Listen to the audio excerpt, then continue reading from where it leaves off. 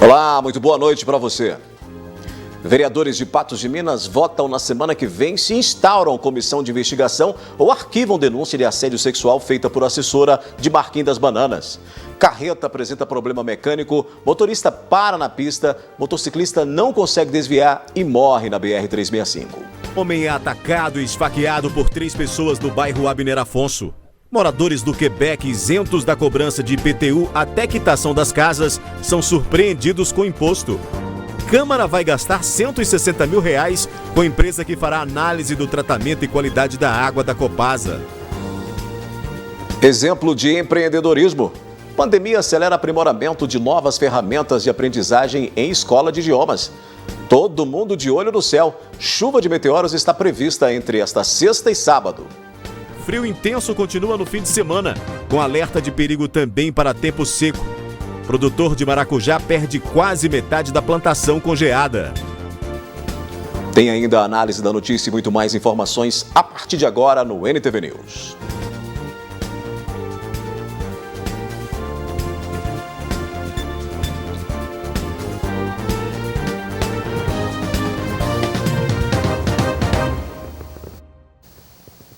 Um motociclista de 54 anos morreu após bater em uma carreta que parou na pista após apresentar problemas. O acidente foi na BR-365, próximo a Patos de Minas. O acidente ocorreu na altura do quilômetro 402 da BR-365, quando a carreta com placas de Florestópolis do Paraná voltava de uma manutenção e superaqueceu.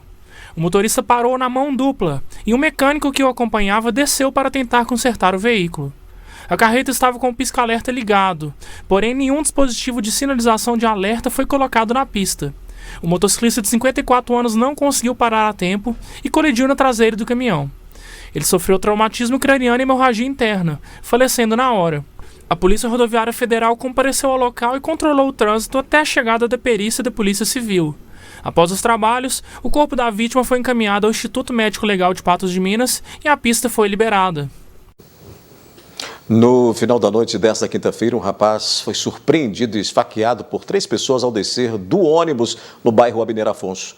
A vítima contou que a tentativa de homicídio estaria relacionada a desentendimentos por causa de uma mulher. O Rogério Severino de Almeida, aqui no bairro Abner Afonso, em Patos de Minas. Tudo teria acontecido por volta da meia-noite.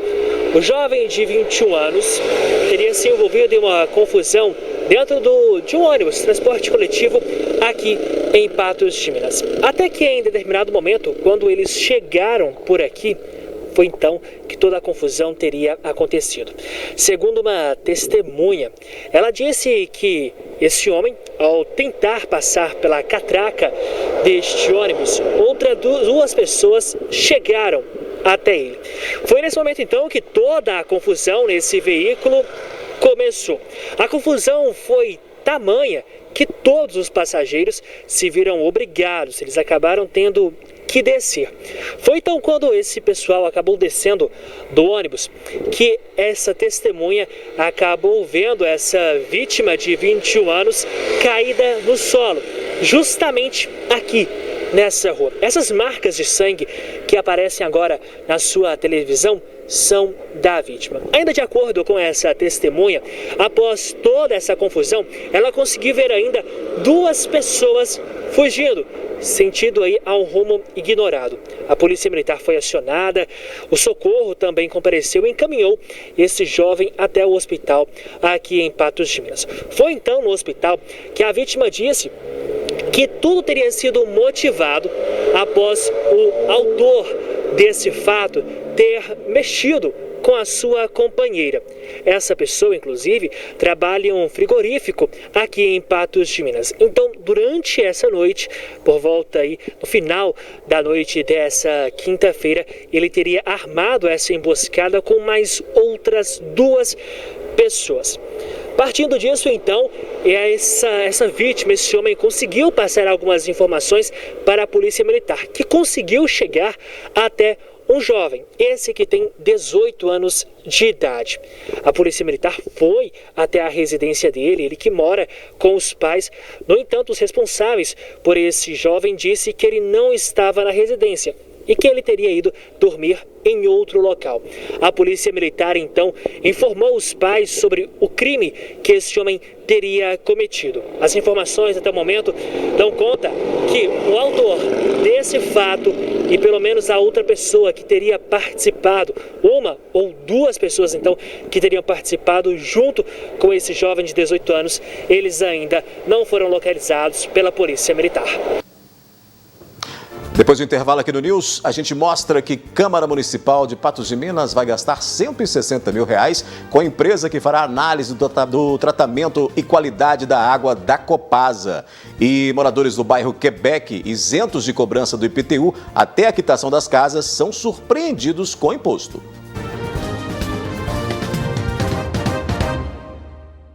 Moradores do bairro Quebec foram isentos da cobrança de IPTU até quitarem a casa pelo programa Minha Casa Minha Vida. Entretanto, a cobrança veio antes do prazo estabelecido. Pelo contrato, na parte de obrigações dos beneficiários, o morador deve assumir todos os encargos referentes ao imóvel, como pagamento de concessionárias, água e energia, condomínio, de IPTU, de taxa de limpeza urbana e de outras taxas e despesas relativas ao imóvel. Entretanto, segundo os moradores, na entrega da casa, eles foram informados que estariam isentos da cobrança de IPTU até que as prestações das casas estivessem quitadas e estivessem com as escrituras em mãos. Foi falado, sim, no dia da entrega da chave, não, uma reunião que teve antes, falado pelo prefeito que a gente estaria isento do IPTU, todos os moradores, porque nós éramos, como diz, moradores de baixa renda, né? No meu veio mais ou menos uns R$200. Mas o difícil é que ele está alegando que a gente construiu. Na minha casa foi 50 metros construído, não tem nada. Nem portão tem na minha casa, muito menos cimentado o chão. Onde que tem 50 metros construído lá que eu não sei não. Eu sou deficiente visual, ganho só um salário para me comer, comprar meus remédios. E o IPTU veio de 740, está alegando que eu fiz 30 e tantos metros de construção. Igual tem um monte de tijolo aqui, eu pus umas teias em cima dos tijolos alegando que é construção. O pagamento do imóvel está na metade do prazo de 10 anos, ou seja, restam ainda 5 anos para quitarem. Mas só agora os talões de IPTU começaram a chegar e nenhuma orientação ou aviso foi repassado a eles. Além disso, outra reclamação é quanto à taxa de limpeza urbana e os serviços prestados pela Companhia de Saneamento da cidade, que, segundo eles, também não satisfazem a população. Tem gente que não tem condição, né? E está cobrando o quê? Não estou vendo nada, não estou vendo rua limpa, não estou vendo o mau cheiro aqui tomando conta cada dia mais e mais, e eles cobrando, né, no nosso IPTU, sendo coisas que não tem no nosso bairro. Aí vem esse mau cheiro aí que ninguém suporta, fala que tem varredeira de rua aqui, não tem varredeira de rua aqui não. Quem quiser que varra a sua porta. Igual pagar 160 de taxa de limpeza, sendo que nós não tem varredor de rua. Igual a Copasa, essa carniça que é aqui. Então eu queria ver o que vocês podem fazer. Igual aqui o porte aqui, ó, nós fica aqui até mês sem energia, que os vizinhos reclamando que não tem lâmpada. Sem saber a quem recorrer, eles cobram um posicionamento. Que não foi falado para nós, não foi comunicado para nós que nós temos mais outro IPTU para pagar. Então, assim, eu acho assim, que deveria tomar mais providência a respeito disso, que tem muitas pessoas que não têm condição de pagar IPTU aqui. Que a prefeitura toma iniciativa, né? Manda o fiscal vir nas casas, então, que ele está falando que tem área construída, manda fiscalizar, porque antes de ter mandado IPTU, eles tinham que ter olhado as casas que tinham construído, as que não construiu nada ainda. Eu acho que é justo ele cobrar IPTU, mas pelo menos espera nós pegar as escrituras, ou põe um preço mais justo, um preço razoável, que nós dá conta para pagar, que aqui só tem baixa renda. Pessoa que ganha um salário, tem pessoas que ganham até menos de um salário para viver. A assessoria da Prefeitura de Patos de Minas informou ao jornalismo da NTV que está sendo elaborado um plano de ação em relação a este assunto e na segunda-feira darão os detalhes. A Câmara Municipal de Patos de Minas deve gastar R$160 mil para contratar uma empresa que fará a análise do tratamento e da qualidade da água da Copasa. Além do montante, é preciso agilizar o processo para que o resultado seja apresentado a tempo. Na reunião com os parlamentares que compõem a CPI da Copasa, foram feitas tratativas para que a Câmara Municipal de Patos de Minas feche contrato para apurações por meio da Associação Nacional de Serviços Municipal de Saneamentos. Bom, desde o início da instauração da CPI, nós conversamos e decidimos que iríamos contratar uma empresa especializada que pudesse nos orientar tanto na parte técnica jurídica quanto na parte técnica estrutural de engenharia. Por que isso? Porque nós precisamos saber exatamente se a Copasa cumpre todas as questões que estão no contrato, né? O tratamento de esgoto, quantos % do esgoto é tratado, quantos % do esgoto é coletado, e esse estudo, né, dessa empresa especializada, ele vai nos orientar em relação a todas essas questões já pactuadas no contrato. A SEMAI, nós consideramos ela mais completa, né? Ela vai oferecer o serviço de engenharia e o serviço jurídico. Nós estamos ainda em tratativas finais, né, em relação ao prazo de entrega desse trabalho, lembrando que a CPI são só 120 dias, que podem ser prorrogados por mais 60 e já se passaram 60, então nosso prazo é curto, é apertado, então nós precisamos que eles entreguem esse trabalho o mais rápido possível.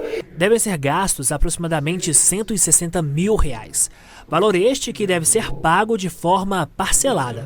Como toda negociação, nós vamos discutir também como será o pagamento desses valores, né? Eu entendo que será um valor parcelado, que só iremos terminar de pagar a parcela final assim que entregarem o trabalho pronto. Nós iremos acompanhar esse trabalho, né, em loco. Eles vão visitar todos os distritos, vão visitar a estação de tratamento de esgoto, de água. E lembrando que a gente está discutindo aí um contrato milionário, né? A Copasa aí, ela realizou um contrato com o município de 30 anos e fatura milhões por mês, por ano, e até o fim do contrato aí já chegamos no valor aproximado de bilhões, né? Então, esse valor de 160 mil, a princípio pode assustar, mas eu entendo que é um valor que nós precisamos gastar para poder resolver um problema que é crônico em nossa cidade. A expectativa é de que o contrato seja firmado o quanto antes, para que os trabalhos sejam feitos em tempo hábil. Nós estamos em tratativas finais, né? Como eu conversei com a presidente, e dependendo da situação pode ser finalizado hoje. Mas eu creio que na próxima semana tudo já estará definido. A seguir, o apelo de uma mãe para internar o filho com problemas com drogas. Chuva de meteoro está prevista entre esta sexta e sábado. E produtor de maracujá perde quase metade da plantação congeada.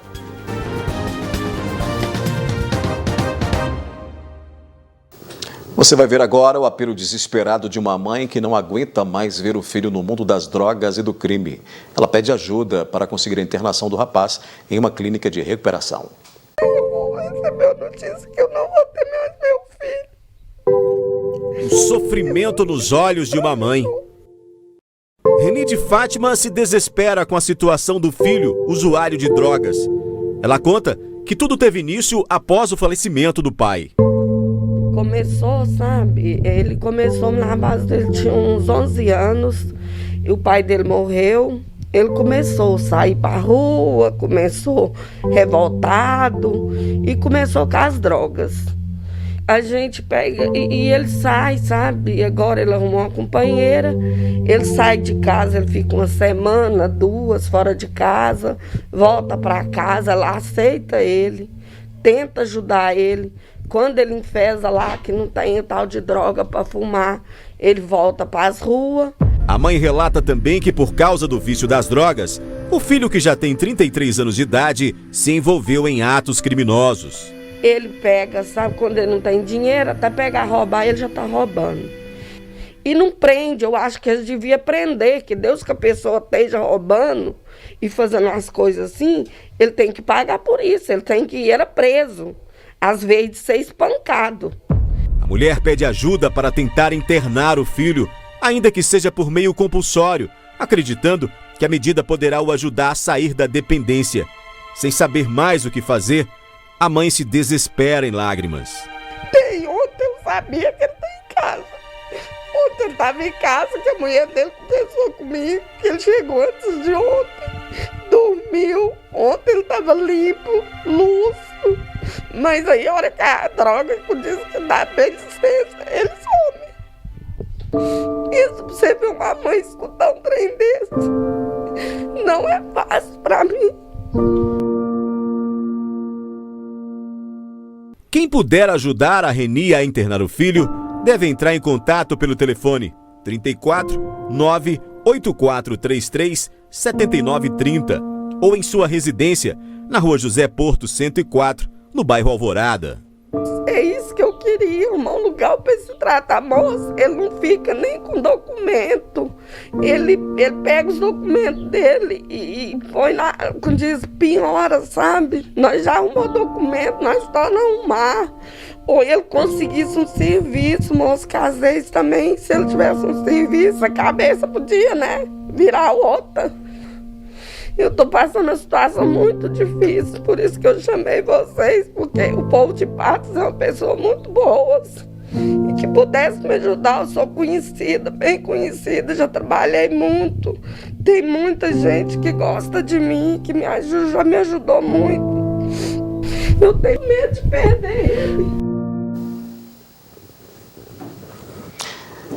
Pessoas de todas as partes do Brasil poderão observar a chuva de meteoros que deve acontecer neste fim de semana, entre hoje e amanhã.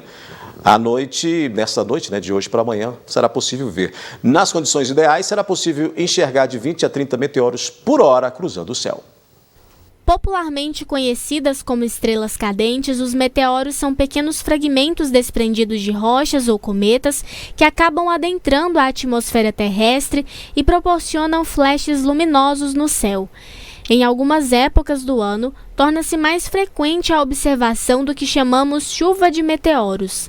O que ocorre é que em determinadas épocas do ano, a Terra atravessa uma área do céu que possui uma quantidade maior desses detritos deixados aí por cometas ou asteroides, aumentando assim significativamente a ocorrência desses fenômenos luminosos que a gente vê no céu.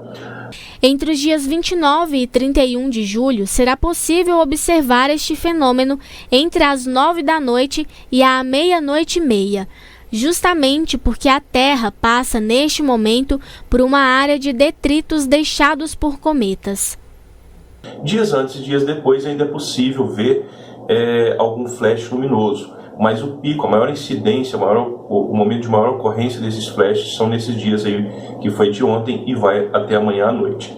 Quanto à forma de observação, neste caso, a chuva de meteoros poderá ser vista a olho nu nos horários de pico. Precisa de telescópio, não precisa de binóculo, a melhor forma de se observar é a olho nu, buscando sempre áreas escuras. Então, se estiver dentro da cidade, no centro urbano, procurar apagar as luzes da residência, quanto menos luz tiver, para poder realçar aí o brilho, o flash luminoso da entrada dessas partículas na nossa atmosfera. Produtores contabilizam as perdas com a geada da última semana e com o frio intenso. Um produtor de maracujá de Patos de Minas perdeu quase metade da plantação. A geada que atingiu a região de Patos de Minas não trouxe apenas prejuízos para culturas de hortaliças e frutas que abastecem o mercado. O tempo frio castigou também as plantações de café. Rafael, que é produtor, perdeu aproximadamente 40% da produção. Semana passada, de segunda para terça, caiu uma geada. Como vocês podem ver, na área comprometeu uma área boa, que hoje, mais ou menos, a gente considera mais ou menos uns 40% da área, tanto na lavoura mais velha quanto na mais nova. Afeta de que forma? A planta que estava muito bem nutrida, que já estava assim, toda embalada para a safra do ano que vem, como a gente pode ver, ela não vai produzir nada, porque queimou, onde que queriam vir os frutos, infelizmente não temos mais nada para produzir em alguma área, Algumas ainda dá para recuperar, Prejuízo maior agora provavelmente a gente vai ter que fazer uma poda, ter um gasto maior para recuperar essa planta, né? E porta de entrada para qualquer outra doença agora, né? Como se diz, onde queimou e o galho vai quebrar ou a gente vai podar, fica uma ferida aberta para a entrada de qualquer outra doença, né? Além deste prejuízo, o produtor perdeu toda a plantação de maracujá. Nesta quinta-feira, começaram os trabalhos para retirá-la dos pés da fruta. No maracujá ali eu tenho uma área de aproximadamente 2,5 hectares. Estou até com um funcionário lá cortando tudo para preparar a área o mais rápido para a gente plantar de novo. Uma área que eu ia levar ela mais um ano, estava muito bem nutrida, né? Infelizmente lá a perda foi 100%. 100% porque recupera, um pé ou outro recupera. Mas eu não posso manter numa área grande, né? Um pé aqui e outro lá, eu tenho que aproveitar o máximo da área. Então, infelizmente, é arrancar tudo e plantar o mais rápido possível. Por consequência, no próximo ano é esperado a falta de produtos no mercado e aqueles que forem ofertados poderão estar acima do preço deste ano. Na verdade, na questão do maracujá, se eu fosse replantar, a época seria essa mesmo, né? Mas o impacto maior é o prejuízo financeiro que tem para renovação diária, né? E na questão do café, o prejuízo, na verdade, ele já existe, sim, né? Vamos ter um prejuízo. Não sei dizer ao certo quanto, mas a produção vai dar uma baixada com certeza. E vamos ver que é que a gente tentar fazer o possível para recuperar a área, né? Falta de produto, né? Quando você demanda, tem muito produto, geralmente o preço está mais baixo. Como vai faltar? Porque eu fui afetado, graças a Deus que pouco. Apesar de ser os 40% da área, isso tem que levantar as mãos para os céus e agradecer. Tem vizinhos nossos aqui que teve área de 100% de perda. Então o ano que vem vai faltar produto no mercado, principalmente o café. Olha, essa frente fria, ela pegou muitos produtores, né, de surpresa, foi muito rapidamente, né, na manhã do dia 20 de julho, né, atingiu uma grande parte de áreas, né, cultivadas com café aqui na região, especialmente os grandes municípios que nós temos aqui produtores, né, Patrocínio, Serra do Salitre, Rio Paranaíba, Guimarães, até aqui em Patos também, teve áreas afetadas. Agora, nesse momento, né, muitos produtores estão desolados aí com esse evento dessa geada, né, foi pegos muitas surpresas. Ele se repetiu na madrugada de hoje, né, em algumas áreas, e a Emater estará aí visitando, né, com a força-tarefa aí formada aí nesses municípios para visitar os produtores e emitir esse laudo, né? E a gente ressalta que a diretoria da Emater, ela vai prestar esse serviço nesse momento, né, dificuldade dos produtores, gratuitamente. Então, é mais um serviço aí do governo do estado, né, via Emater, que será prestado aí aos agricultores nesse momento. Pois é, vamos ver o que nos aguarda para esse final de semana, né? Porque o frio tá demais, hein? O IMET revisou os números e sim, vai continuar gelado, né? Além disso, tem alerta para baixa umidade relativa do ar. Então é bom a gente caprichar na hidratação e na umidificação de ambientes. Previsão do tempo. Oferecimento New Color. Super promoção em armações. Pensou em ótica? Lembrou New Color. No alerta para o tempo seco, o IMET registra que a umidade relativa do ar chega a apenas 12% nesta sexta-feira. Para o final de semana, atenção também, pois chega a 30% na região. No outro alerta, reforço para os perigos e cuidados com a onda de frio. E o final de semana será gelado na região. Em Patos de Minas, no sábado, mínima de 5 e máxima de 25 graus. No domingo, varia de 9 a 24. Em Carmo do Paranaíba, vai de 10 a 24 graus no sábado e no domingo de 8 a 21 graus. Em Presidente Olegário, no sábado, a mínima prevista é de 12 graus e máxima de 27. Domingo varia de 9 a 25 graus. Em São Gonçalo do Abaeté, varia de 12 a 27 no sábado e domingo de 9 a 24 graus. E em Vazante, mínimas mais altas. Sábado faz 13 graus e no domingo, 12.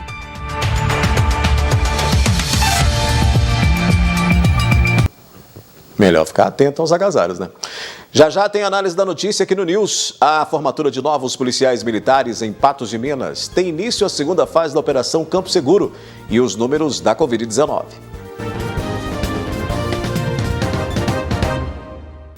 Aprender inglês é uma tarefa complicada para você? Você acha que está velho demais para começar ou se sente enferrujado com o idioma? Pois é, nós vamos falar agora de uma metodologia que vai entrar na sua cabeça. Com a pandemia, as escolas de idioma tiveram que se reinventar com seus espaços e métodos para se adequar ao momento. No Inglês para Desesperados, a gente sempre teve um ponto positivo. A gente, quando criou a escola, o nosso material, desde 2016, ele era 100% online. Então a adaptação que nós fizemos foi no formato das aulas de conversação.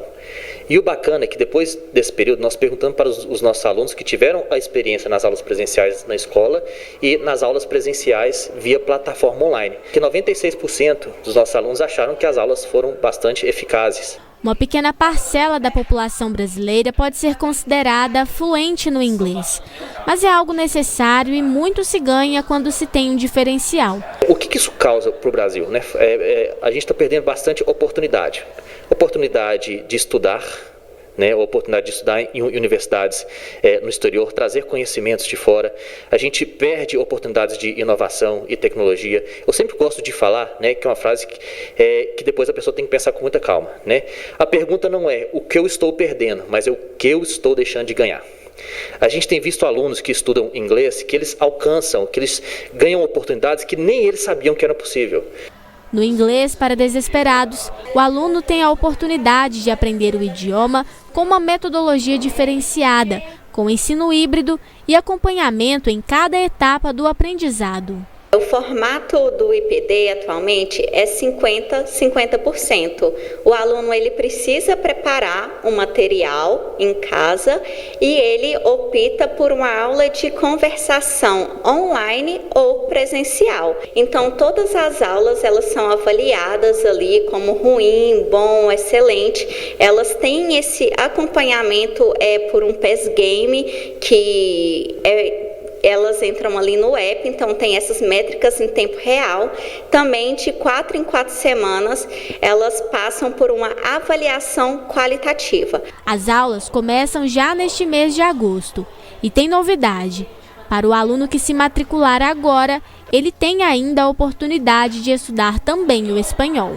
Para quem quiser entrar em contato, pode entrar através do WhatsApp, que é o 99903-1030. Pode enviar um WhatsApp que a gente responde imediatamente.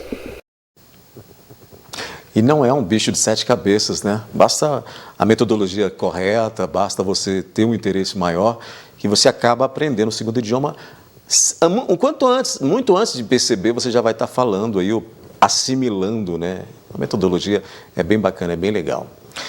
Olha, o governo de Minas Gerais avalia a possibilidade de diminuir o intervalo da vacina contra a Covid-19 para professores e servidores da educação. A medida seria para conter a greve sanitária de professores da rede estadual, que está marcada para começar em 2 de agosto. Inclusive, o governo federal já avisou que após a aplicação da primeira dose na população adulta, pretende reduzir o intervalo da Pfizer. E a gente abre a análise da notícia dessa sexta-feira com essa e outras notícias para serem abordadas aqui, com a participação da jornalista Ludmila Bahia, que divide tela comigo. Sextou, Ludmila, boa noite. Oi, Odair, boa noite para você, para todos que acompanham o NTV News, análise da notícia. Sextou e com muitas informações, hein? O governo estadual tenta aí uma manobra para desarticular esse movimento grevista sanitário que deve ser deflagrado na próxima segunda-feira. Os educadores fazem nova assembleia para traçar as diretrizes e tentar aí uma negociação com o governo do estado, porque tem aquela questão, Odair, que as pessoas que têm comorbidades, as gestantes, terão que ir para a sala de aula presencialmente. E esse é um dos pontos que os educadores questionam, a volta segura, porque a maioria não recebeu a segunda dose da vacina contra a Covid-19. Então, teremos desdobramentos em relação a isso, mas eles devem continuar remotamente ofertando o ensino. Ou seja, uma greve sanitária de não comparecimento no estabelecimento, mas continua ali ministrando as aulas remotamente, né? Exatamente. Ludmila, vamos aos números da Covid. Vamos colocar na tela aí os números de hoje. No boletim epidemiológico de Patos de Minas, 26 novos casos da Covid foram confirmados, portanto, nenhum óbito foi confirmado hoje, né? Não teve registro aí neste boletim. A gente continua com aquela diferença lá com o do Estado e já aí... Passando esses números, Ludmila, nesse comparativo, a gente vê ali que os recuperandos em casa teve uma diminuição, né? Daí sim, a gente tem menos casos ativos do que a gente tinha na quarta, na quinta. A gente chega sexta-feira com um número menor, porém é um número grande ainda. São 467 pessoas com Covid-19 se recuperando em leito hospitalar ou em isolamento domiciliar. E quando a gente avalia a média de novos casos, continua o mesmo que ontem, mais de 48. Então, é aquele holofote que está sempre aceso, alertando sobre a Covid-19. Entretanto, a gente tem menos pessoas internadas, a gente percebeu esse movimento de declínio no meio da semana para cá, e a gente fecha aí a sexta-feira com menos pessoas internadas, mas praticamente sem nenhuma alteração. Quando a gente contabiliza ali no total de internados, menos 2 pessoas somente. E quando você diz, né, óbitos confirmados pela Prefeitura de Patos de Minas, 510 mortes. Mas quando a gente observa os números do boletim epidemiológico da Secretaria Estadual de Saúde, um número bem maior. 517 mortes confirmadas em Patos de Minas, 7 a mais do que consta no boletim municipal. Esses números anteriores que você falou aí, Ludmila, a gente fala 10 em leitos de UTI, há muito tempo que a gente não tinha esse número, né? A gente sempre tinha números maiores aí de internações em UTIs, ou seja, essa semana a gente teve um número elevado, tivemos uma elevação no número de novos casos, mas a gente vê aí que os agravamentos diminuíram, refletindo isso em UTIs, né? O que é, inclusive a gente falava disso aqui ontem, um reflexo aí possivelmente da vacinação, né? Sim, é o esperado, é o movimento que os cientistas, que os pesquisadores esperam, com o avanço da vacinação, que haja a diminuição da pressão no sistema hospitalar. E é isso que vem acontecendo em outras cidades, em outros estados, que estão, por exemplo, com uma vacinação avançada, como, por exemplo, em São Paulo, que diminuiu consideravelmente a ocupação de leitos. A gente vê também no sul do país fechamento de hospitais, fruto em função disso. Com o avanço da vacinação, mais pessoas protegidas e, com isso, menos adoecimentos ou com menor gravidade em relação à Covid-19. A gente mostra também o comparativo das oscilações nas internações aí, considerando públicos e privados, considerando aí pessoas de Patos de Minas e da região, Ludmila. Pois é, Odair, a gente tem aí um pequeno aumento no percentual de ocupação, porque leva em consideração os internados de Patos de Minas e também de outros municípios. E aí, quando a gente foca lá nos leitos clínicos do sistema privado e também nos leitos de terapia intensiva da rede pública, a gente vê um aumento nesse percentual de ocupação. Para a rede privada, colapso, e na rede pública, um certo alívio aí nessa pressão do sistema hospitalar. Mas é aquele sempre porém, né, que a gente fala, de longe a gente está numa situação confortável com essa pandemia, viu, Adair? Ludmila, a prefeitura, e agora a gente fala um pouquinho da questão de vacinação, né? A gente sempre fala aqui de campanhas que precisam ser feitas para conscientizar as pessoas na pandemia. Hoje a prefeitura publicou uma imagem com 2 lados, nós vamos colocar aí, está aí na tela, falando sobre a questão da vacinação e que muita gente estranhou, né, a maneira como foi colocada essa publicidade aí nas redes sociais do município. Pois é, Odair, é uma campanha que talvez a prefeitura tenha que explicar para a gente entender melhor qual é o objetivo, ou a ação, ou a ideia que quer passar. Porque eu, por exemplo, no carnaval, eu escolho uma marchinha, eu escolho alegria, uma boa música, uma reunião com amigos. E a bebida alcoólica nem sempre é a melhor companhia. Na hora da vacina, todas as vacinas são seguras, como você, né, não pudesse ou não tem a chance de escolher, né, a que tiver ofertada naquele momento, você toma. Então, quer dizer que no carnaval você escolhe a bebida que você quer e se cerca dela com tranquilidade, e aí na hora de tomar a vacina, essa relação, essa conexão aí, eu não consegui estabelecer. Você conseguiu, Odai? Ou aceita qualquer coisa no carnaval e na hora de vacinar escolhe a vacina que vai. Ficou confuso, né? Ficou estranho. Mas vamos em frente, Ludmila. Vamos seguir, aquela né? Mensagem que fica truncada no meio do caminho ali. É preciso, sim, a prefeitura incentivar a vacinação, a aplicação no dia correto, de acordo com o calendário estabelecido. As pessoas que essa semana praticamente foi só oferta de segunda dose, as pessoas têm que ficar atentas com relação à data, ao calendário estipulado, tem que haver esse chamamento, essa conversa, essa explicação, mas a mensagem tem que ser clara, e essa daí não ficou, não. Esse meme não funcionou, não para esse caso. Vamos fazer uma parada rápida aqui na análise. Ainda hoje aqui no NTV News, vereadores de Patos de Minas votam na semana se instauram comissão ou arquivam denúncia de assédio sexual feita por assessora de Marquinhos das Bananas. 35 novos soldados vão reforçar a segurança na região. A solenidade de formatura, que contou com a presença de familiares e também de autoridades, foi realizada nesta sexta-feira.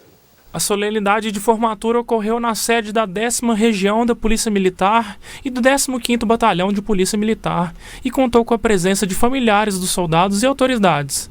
Dentre elas, o vice-governador de Minas Gerais, Paulo Brant, que cumpre a agenda na região desde quarta-feira e foi paraninfo da turma dos 35 novos soldados que irão reforçar o policiamento de Patos de Minas e região.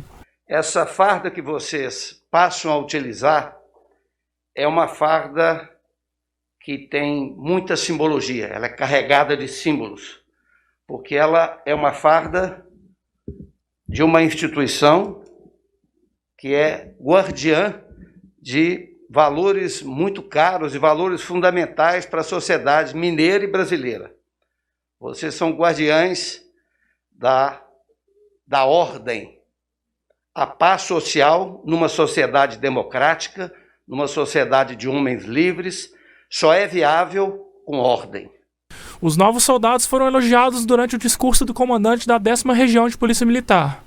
O coronel André de Oliveira Colli também aproveitou a fala para parabenizar a presença das mulheres na formatura das forças militares. Esse ano nós comemoramos 246 anos da Polícia Militar.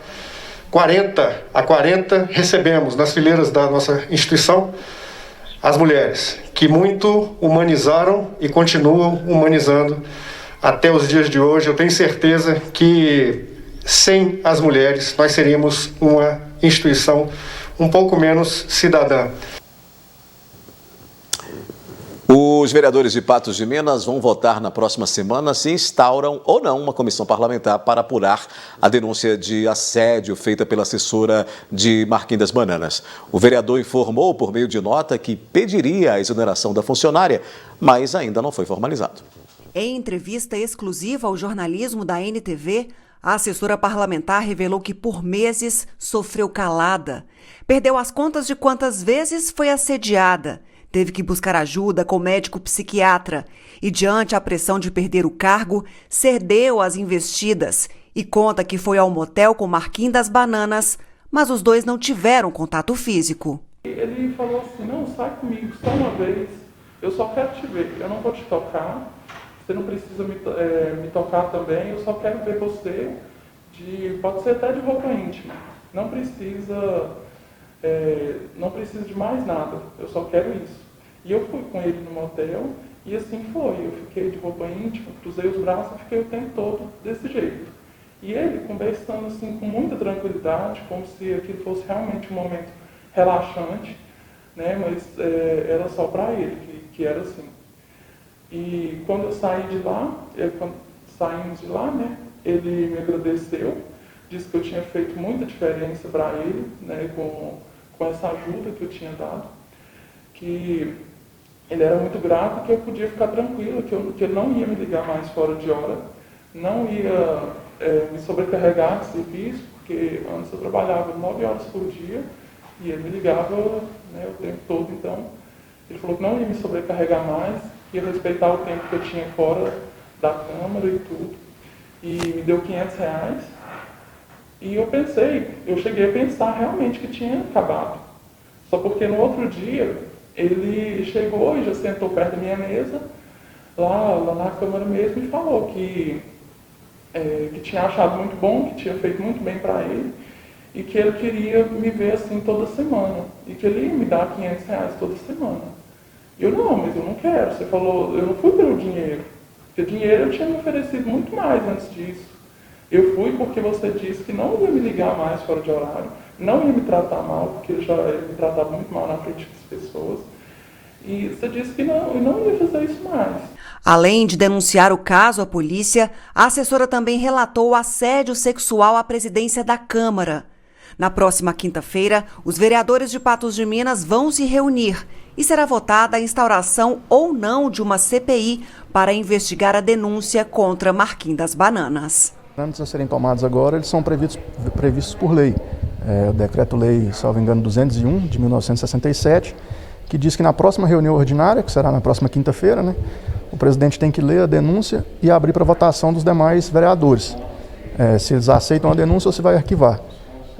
Essa votação é por maioria simples e, caso seja aceita a denúncia, já será criada uma comissão processante na própria reunião, que será feita por meio de sorteio. E essa comissão terá 90 dias para fazer todos os trabalhos de investigação e dar uma conclusão final. Para a assessora parlamentar, a permanência na Câmara ainda é uma incógnita. Eu não tenho muita expectativa, porque eu não sei como funciona, eu não achei nenhum caso parecido aqui, nunca teve um caso parecido, então eu estou aguardando para ver como vai ficar.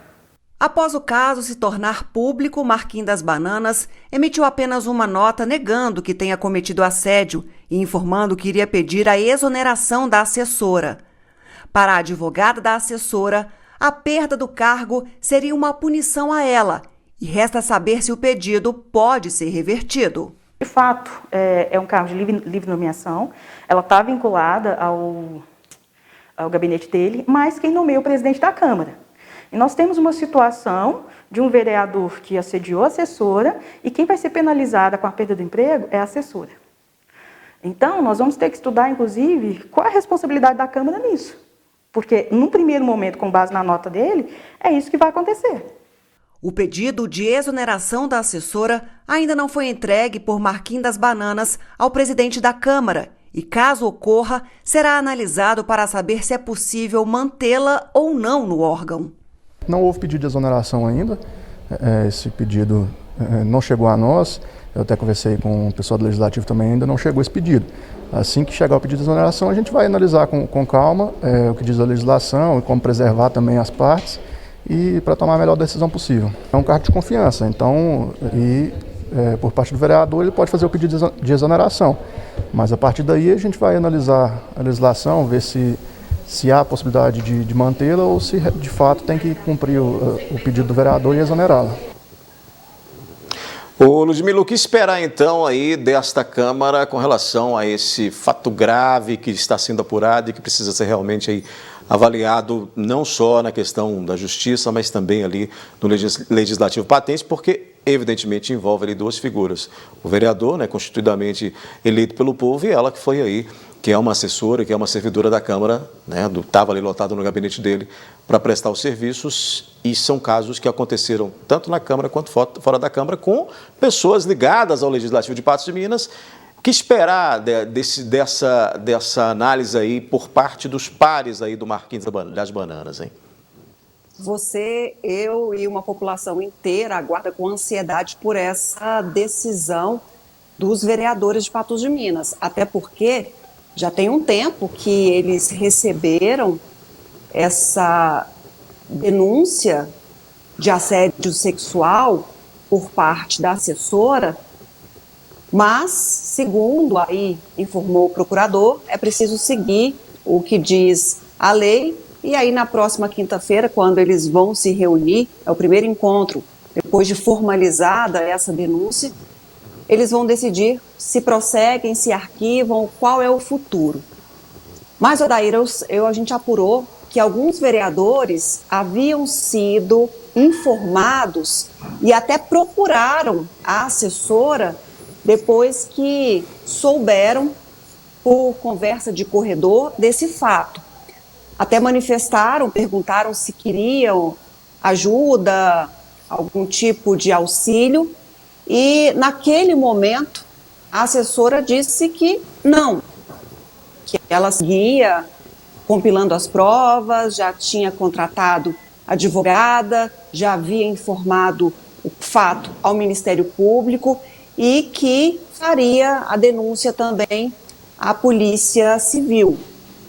Então, muitos podem até terem ficado sabendo no momento que foi recebida essa denúncia, mas há vereadores sim que sabiam antes desta formalização, ou seja, já tem uma opinião formada a respeito desse fato que é muito grave e merece uma investigação desdobrada, atenta, para apurar todos esses fatos relatados com detalhes na nossa reportagem e que contém áudios, segundo a assessora, que comprovam todos esses relatos. E aí a gente vai aguardar e vamos esperar mais essa decisão da Câmara, né? Semana que vem eles devem se reunir aí para poder tratar desse assunto e a gente vai mostrar aqui. Ludmila, vamos girar o assunto, vamos falar da segunda etapa da Operação Campo Seguro, né, que foi iniciada em Patos de Minas. Assim, o policiamento na zona rural passa a ser reforçado. A Operação Campo Seguro teve início durante a solenidade de formatura de mais uma turma de soldados da Polícia Militar. A ação conjunta das Polícias Militar, Civil e Rodoviária conta também com o apoio da Polícia Militar de Meio Ambiente e do Comando de Aviação do Estado. 30 de julho de 2021, hoje vai ser o lançamento da Operação Campo Seguro fase 2. Já fizemos essa operação no passado, hoje ela retorna. É uma data que a gente coloca o efetivo maior, inclusive de outras áreas, para trabalhar na zona rural. Essa operação tem participação de várias equipes, né? Não só da patrulha rural que trabalha no dia a dia, como também do policiamento rodoviário, do policiamento ambiental, da Polícia Civil. Então é um trabalho em conjunto para dar tranquilidade e segurança ao homem do campo. No intuito de reduzir a criminalidade na zona rural, a segunda fase da operação busca alcançar resultados similares aos que foram obtidos no mês de maio. Nessa operação ela tem um intuito eminentemente preventivo. Nosso objetivo é evitar que o delito aconteça na área rural. Na operação anterior, no período da operação, que durou vários dias, essa também começa hoje, mas não termina hoje, tem duração de vários dias, tivemos uma redução da incidência criminal, sobretudo na área rural. Sem data prevista para terminar, a Polícia Militar espera ainda contar com o apoio da população para o êxito da segunda fase da Operação Campo Seguro. Nós aproveitamos também para pedir à comunidade que continue denunciando, apresentando informações à Polícia Militar. Nós temos aí 181, que é o Disque de Denúncia Unificado. Qualquer pessoa pode ligar, a ligação é anônima, o sigilo é absoluto e passar informação, sobretudo de delitos acontecidos aí na zona rural. Então, se a pessoa está vendo uma movimentação estranha, uma fazenda perto da sua que foi alugada, um gado que não é daquela região, uma movimentação que se gera alguma suspeita, basta ligar no 181, apresentar essa denúncia, que a Polícia Militar vai comparecer ao local e vai checar.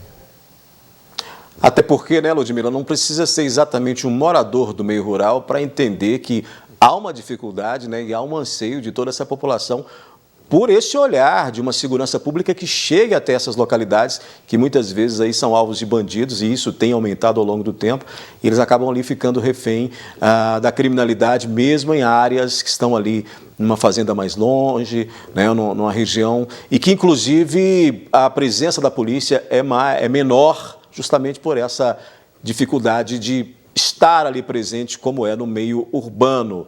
Esse olhar e medidas precisam ser tomadas não só nessas operações, mas periodicamente, né, com mais constância para essas propriedades rurais, para esses moradores se sentirem mais seguros, né?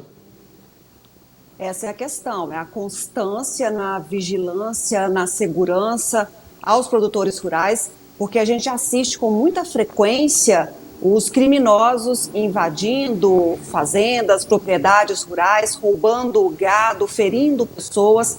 Nós já mostramos inúmeras matérias. Há poucas semanas, nos meses anteriores, a gente constantemente vê esse tipo de ataque, esse tipo de ação criminosa no campo.